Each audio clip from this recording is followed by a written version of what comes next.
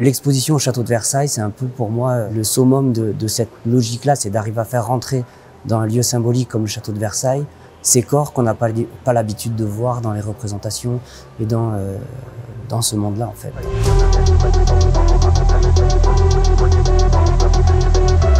Des scènes de violence urbaine au milieu des dorures et des parquets cirés, les tableaux de Guillaume Bresson auraient pu faire scandale au château de Versailles. Mais juxtaposés aux toiles gigantesques d'Horace Vernet, exaltant les conquêtes coloniales du XIXe siècle, la violence de ces combats urbains paraît toute relative. Invité par l'institution versaillaise pour sa première rétrospective, le peintre de 43 ans, Guillaume Bresson, apprécie cette confrontation. Il y a une forme de continuité de cette violence justement qu'on retrouve dans les toiles d'Horace Vernet. On retrouve cette violence dans mes toiles, mais dans les périphéries des villes contemporaines, représentées du point de vue de ceux qui la subissent quelque part.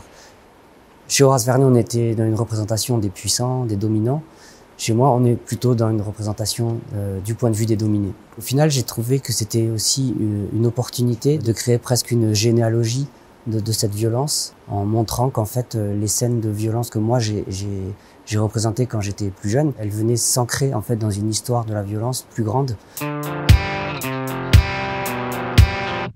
Car ce n'est pas dans les quartiers huppés que Guillaume Bresson a trouvé sa vocation artistique, mais dans les bars d'immeubles de Rangueil, à Toulouse, où adolescent il excelle dans l'art du graffiti. Ce qui lui vaut plusieurs gardes à vue. Ses parents s'inquiètent et décident de lui payer des cours de dessin qui le mèneront jusqu'aux Beaux-Arts de Paris. C'est avec cette toile de fin d'études, réalisée en 3 ans, qu'il débute. Son sujet ? La violence urbaine, jusqu'ici peu représentée dans l'art et encore moins à la peinture à l'huile. Car à l'école des Beaux-Arts de Paris et dans le milieu de la critique, la peinture figurative est souvent mal vue ou considérée comme appartenant au passé. Ce qui vaut aux jeunes peintres des surnoms tels que le Caravage des banlieues ou le Poussin des parkings. J'avais jamais été en contact avec aucune forme d'art légitime, on va dire, et du coup j'ai pris toutes les références un peu comme elles venaient, sans hiérarchie.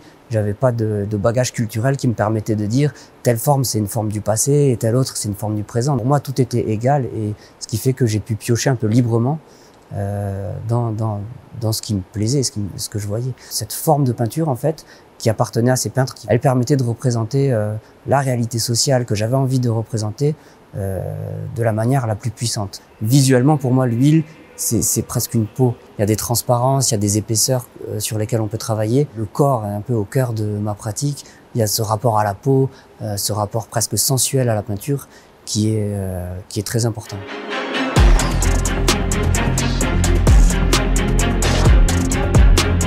Le jeune peintre s'obstine dans cette technique, passe des journées entières à travailler les lumières, les contrastes, les valeurs et progresse jusqu'à atteindre une virtuosité extraordinaire. Dans ces tâtonnements, des phénomènes magiques vont alors se produire et donner un supplément d'âme à ces toiles. Car cette violence initiale soudain se métamorphose. Les scènes de bagarre se transforment en danse, les scènes de lutte en étreinte, presque affective entre les sujets. Une ambiguïté qui vient du dispositif créatif de l'artiste. Avant de commencer à peindre, j'ai tout un processus qui se fait avec des modèles vivants. Ça a commencé avec mes amis ou ma famille quand j'étais plus jeune. On a commencé par une séance de photos ensemble. Après, on performait en fait des mouvements ensemble qui allaient vers la violence, mais qui aussi étaient affectifs parce qu'on était une bande d'amis. En réfléchissant plus tard en fait à ces scènes, j'ai compris qu'il y avait une forme de rapport à la masculinité qui s'exprimait dans ces tableaux, qui était celui de ces milieux sociaux en fait. Et on était quand même dans un entre-soi masculin pendant cette jeunesse. Il y avait, je pense, un manque affectif quelque part. Il y avait des choses qui sont liées comme ça à l'isolement social. On pouvait pas aller dans les soirées. Ça pouvait provoquer de la violence qui est propre à ce milieu social en fait. Une forme d'entre-soi masculin comme ça, de fraternité, qui est présente dans, par exemple, la culture qu'on avait du rap, les films de mafia.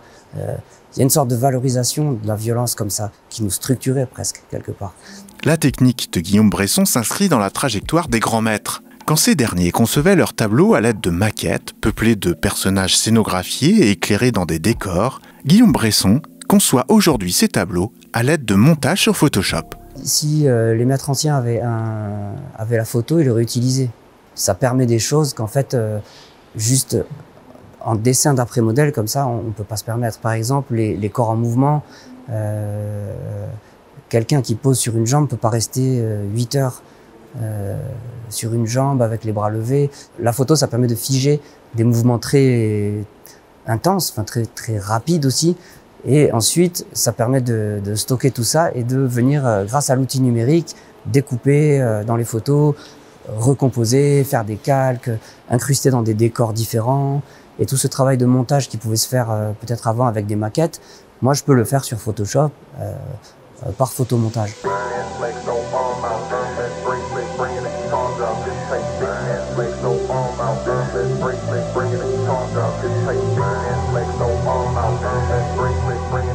Au moment de le peindre sur la toile, il faut retrouver une forme d'unité par la peinture. Et c'est ça qui fait que je peux pas vraiment copier la photo telle qu'elle est. Parce que le fait de devoir retrouver une unité de lumière, une unité d'espace dans le tableau, ça fait qu'il y a un travail de peinture qui doit réunifier le tout et qui se joue sur la toile. La toile là, c'est un travail que j'ai fait en 2008. Les personnages ont posé en studio et le décor a été pris par ailleurs. Donc il y a tout un travail du coup de reconstruction de la situation. Donc un travail sur la lumière qui doit permettre en fait de faire penser que ces personnages-là au premier plan sont dans le même espace que ce personnage à l'arrière-plan qui a été pris dans une autre séance de photos. Dans le tableau, on peut voir qu'il y a différents types de gris. Il y a des gris qui passent du chaud à quelque chose de plus froid. On voit des réflexions un peu violettes, par exemple, de la lumière des néons. Parce que du coup, quand on va vers le plafond du parking, on est sur des gris qui sont très froids à cause de la lumière des néons et qui viennent se refléter en fait dans le sol ici, qui est pourtant un gris plus chaud que j'ai travaillé plus avec des terres, qui est plus terreux. En travaillant à chaque fois la matière, c'est-à-dire que les peaux vont être plus ou moins lissées, les habits aussi, alors que le béton va être... Il y a un jeu d'interprétation comme ça en fonction de l'élément qui est peint dans le tableau. Au sein de ce rapport général de gris, il y a un système de petits accents de couleurs dans les carrosseries des voitures. On voit qu'il y a du jaune et du rouge, par exemple, un peu de vert. Le rouge, on le retrouve sur la droite du tableau. Le jaune, on va le retrouver sur la bande centrale qui fait passer de la droite à la gauche. Et ensuite, on retrouve un jeu de couleurs entre vert, rouge, orange, violet, pour arriver à nouveau sur le personnage du fond qui reprend le orange du camion et la casquette du personnage central qui reprend le même orange. Pour moi, il y a toujours un jeu comme ça d'ordre des couleurs qui se fait au fur et à mesure du tableau et qui n'est pas forcément celui qu'il y avait sur la photo initiale. Un travail si méticuleux que la réalisation d'un tableau nécessite plusieurs mois. Là encore, cette lenteur ne correspond pas vraiment à l'époque, ni à la demande d'un marché de l'art très gourmand en volume.